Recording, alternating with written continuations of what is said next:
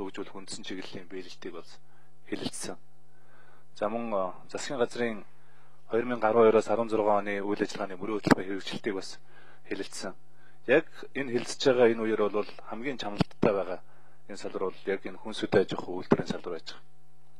Одоо үйлдвэрлэлийн чиглэлээр хийгдэх ёстой ажлуудын биелэлтэн дөнгөж 34% байна гэж. 34%. Гэтэл энэ засгийн газар бол баг үндсэндээ одоо замынхаа дундаас өнгөрөөсөн. Хийх ёстой ажлынхаа хугацаа нь баг үндсэндээ 50 гаруй % өнгөрчөөд байж байгаа. Хийх ёстой ажил нь хийгдээгүй. Ноос ноолоор арь ширний чиглэлээр хэрэгжүүлэх бодлого нь дөнгөж 36%. Уламжилт мол аж ахуй мах сүний чиглэлээр хэрэгжүүлэх бодлого нь 45%. Тэгэхээр энэ салбар дээр бол үндсэндээ яг сүүлийн 2 жил бол яг бодиттой яг өмнөх засгийн газрын үед яг хэрэгжүүлж байсан нөгөө Монгол мал хөтөлбөр Атрын 3 дугаар аян энэ хөдөө аж ахуйн биржийн тухай хууль гэдэг үндсэн одоо улсын хурлаас баталсан энэ хуулийн хэрэгжилт бол үнэхээр чамлалтай байгаамаа. Үнэхээр чамлалтай байж. Тэгээ яг энэ юунаас болч байгаа гэдэг ингээд үзэхээр яг энэ яам дээр дэндүү их юм төвлөрсөн байгаа байхгүй. Яг нөгөө арчилсан нам фракцийнхаар зарчмаар одоо хуваарлсан гэдэг шиг мал аж ахуйн бодлого нь мал эмнэлгийн бодлого нь газар тариалан үндэсний үйлдвэрлэл, хөнгөн үйлдвэрлэл, хүнд үйлдвэрлэл төрлийн хөдөө аж ахуй үйлдвэрийн яамд очсон байж. Төрийн өмчийн хороо гэдэг.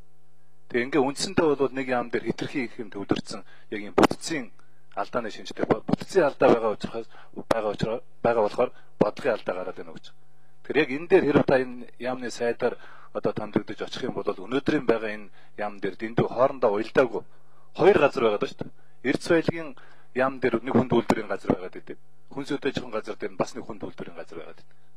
Энэ бүтэц зохион байгуулалтын хоорондоо уялдаагүй энэ бодлогыг та ер нь одоо өөрчлөх үү? Энийг та ер нь ойлгож байгаа юу, мэдж байгаа юу? Одоо саяын ярьсан энэ улсын хурлаар баталсан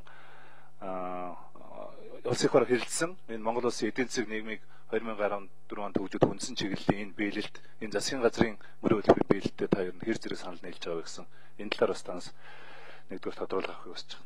За хоёрдугаарт нь улсын хурал дээр улсын хурлын нэр бүхий гишүүд энэ малчтын тэтгэврийн насыг наашлуулах, малчтыг нийгмийн хамгаалалт одоо тэтгэврт хамруулахын асуудлаар хуулийн төсөл санаачлаад үндсэндээ одоо 2 дахь жилийнхаа нүүрийг үзэж байна.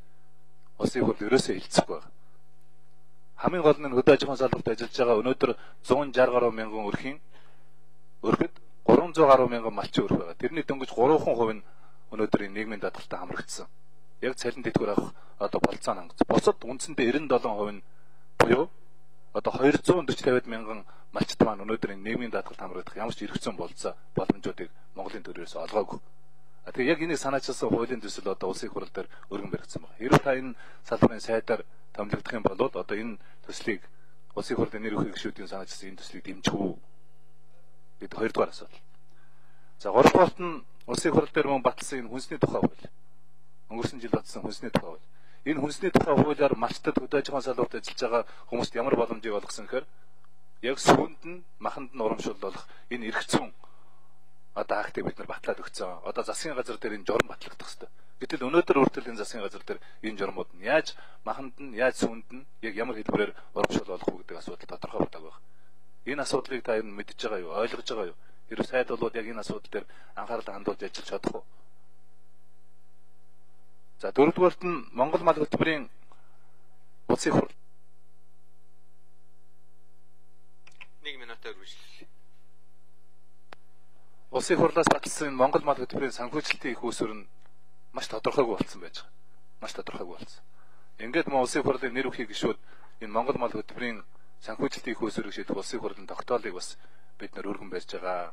Энэ тогтоолыг одоо улсын хурал дээр өргөн барихад та энэ салбарын сайдаар томилогдвол дэмжих үү гэсэн энэ төрлийн асуудал дээр танаас тодруулах хүсэж байна. За баярлалаа. Төвдөн дээр шүү. За энэ төрийн өмчөө хороо бол одоо удахгүй татан буугдахаар яригдчихэж байгаа тий. Тэр үднээс бол төрийн өмчөө хороо маань компаниудаа хувьчлаад тэгээд хэд хэдэн сан ч юм уу өөр хэлбэрээр ажиллахаар засгийн газар дээр яригдж байгаа юм байлаа. Тэгээд тэрнтэй холбоотойгоор энэ төрийн өмч мөн энэ бүтцэд байгаа тэр давхартал байх юм бол энийг өөрчлөхийн төлөө ажиллана. Одоо тэр хүнд үйлдвэрийн газар те давхцаж яадаг бол.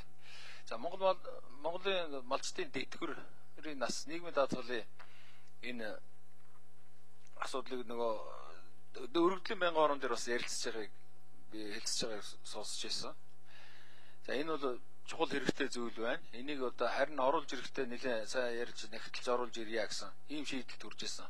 А би энэ дээр бол дэмжиж байгаа. Ийм дэмжиж санал өгж исэн. За үндэсний тухай хууль энэ малчин тариаланч за энэ бүх хүмүүс янз бүрийн хэлбэрээр урамшуул олгож байгаа тийм ээ ноос ноол уурч гэдэг юм уу ар ширэнд нь энэ урамшуул олдохын төлөө ажиллана. Би түрүү хэлсэн. Энэ биднийг тэжээж хоолж унталж байгаа энэ хүмүүсийнхаа аж амьдралыг одоо бид нар л өөрсдөө л харж үзэхгүй бол өөрхийн харж үзэх үү. Тэгэхээр энэ тал дээр бол би дэмжиж ажиллана. За Монгол мал хөтөлбөр гэмээр түрүү хариулсан. Манай бас парламентын заавал эрх хөрөх хүчин гэлгүүгээр аль аль намаас орж энэ одоо юу Монгол мал хөтөлбөрийг явуулж байгаа асуудлыг энэ дээр бас би дэмжинэ гэж